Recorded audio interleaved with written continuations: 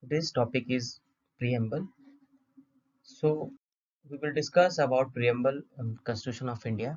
First, we will discuss about what is preamble. That is, we the people of India have solemnly resolved to constitute India into a sovereign, socialist, secular, democratic republic, and to secure to all its citizens justice, social, economic, political, liberty of thought, expression, belief, faith, and worship, and equality of status and of opportunity, and to promote among them all fraternity, assuring the dignity of the individual and the unity and integrity of the nation. In our Constituent Assembly, this 26th day of November 1949, do hereby adopt, enact, and give to ourselves this Constitution.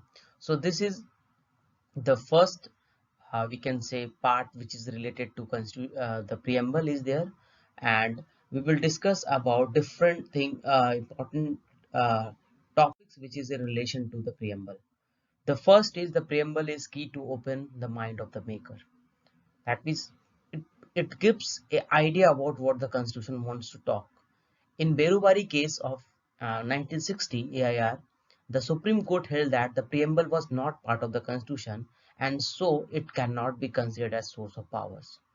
But in Keswanand Bharti case of 1973, the basic structure doctrine case, which also the name of this particular case which we know, the Supreme Court rejected the view of Berubari case and held that preamble is part of the Indian constitution. The Sikri was the Chief Justice at the time. He observed that no authority has been referred before us to establish the proposition that what true about the powers is equally true, but the prohibition and limitation. Even from the preamble, limitation have been derived in some cases. It seems to me that preamble of our constitution should be read and interpreted in the light of the grand and novel vision expressed in the preamble.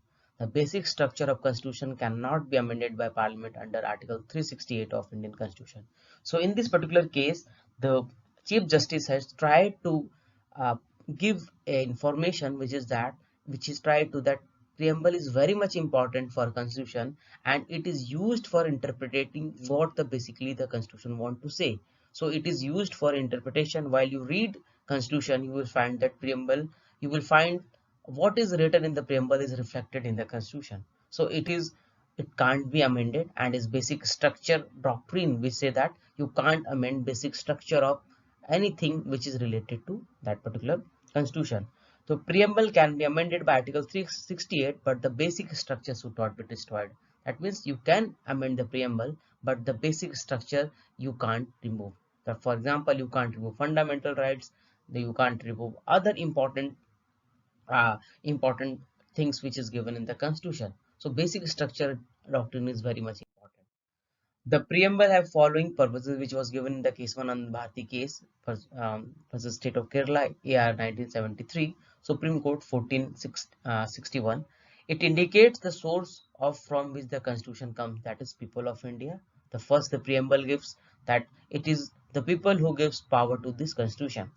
It contains the enacting clause which brings into force the constitution. That means it have the in it gives power to the constitution. Basically it gives a different interpretation of to the constitution. It declares the great rights and freedom which the people of India intended to secure to all the citizens, and basic type of government and polity which to be established. Republic, democratic words, socialist words, secular words, these words are reflecting the essence of the constitution. So that's why the preamble is very much important, which gives the detailed idea that how the particular constitution should have work. By 42nd amendment of 1976, the word secular, socialism and integrity words were inserted in the preamble. So it is very much important. Now what the republic means in the preamble. Republic means head of the state is not made by hereditary process but by election.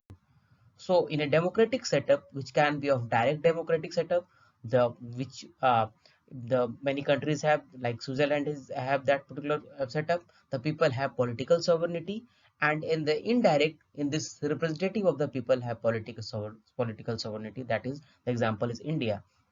The word democracy includes social, political, and economical democracy, not only in the form of only politics, but social, political, economical is included. Socialism, it is about social and economic status of the people or the citizen of India. So socialism is also very much important. In DS Nagara case versus case which is of DS Nagara versus Union of India 1983, the Supreme Court held that socialism framework is from providing good standard of life to the citizen, that is welfare state, concept of welfare state. So this concept is basically a part of the Indian Constitution. Integrity word was added to avoid separatist view and protecting the integrity of the nation. That means if you word unity and integrity is basically used to unite the the India. So integrity is very much important part. The word secularism, it was not in the starting of the when the constitution was adopted, but it was added in by the 42nd amendment. So a state which does not recognize any religion as a stable religion, that is state religion, sorry. So it is very much important. The concept of secularism was already given in the constitution. Article 25 to Article 28 of the Constitution guarantee every person the freedom of conscience and the right to profess, practice, and propagate religion. But it never said that Indian state have any. It is secular state, so there is no religion of the state. In St. Xavier College versus State of Gujarat, the Supreme Court said that word secular is not mentioned in the Constitution earlier to 42nd Amendment, but while going through the Article 25 to 28 of Indian Constitution, it can be concluded that uh, they were intended to establish a secular state. It was the intention was there, but the word was not there.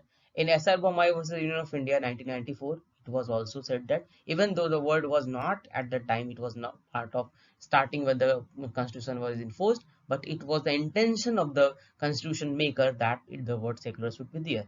In Aruna Roy versus Union of India 2003, the Supreme Court held that secularism has a positive meaning and it means to develop understanding and respect towards different religions. That means it is not about that you ignore religion, it is part of our life. We should respect different religion. That means each and every religion has a same concept. So it is also said. In Sajjan Singh versus Union of India, the Supreme Court held that preamble is sum and substance of the feature of the constitution. That means it is very much important. It is related to the Sajjan Singh case is related to the concept of preamble. Dr. Ambedkar introduced the term fraternity, and it comes from the French origin. It from the French Revolution. This fraternity word means brotherhood. It basically the word denotes. Secularism is basic feature of the constitution, which we all know. The 42nd Amendment added the word socialist, secular, and integrity in the sovereign, socialist, secular, democratic republic, and added integrity in unity and integrity of the nation. So these are important points which are relevant to the concept of preamble. And in the further lecture we will discuss about different important features of different parts of the constitution, and other laws also, not only constitution. We will also discuss in this channel the concept related to international law, the concept related to IPC, and in the future videos. Thank you. Subscribe to my channel.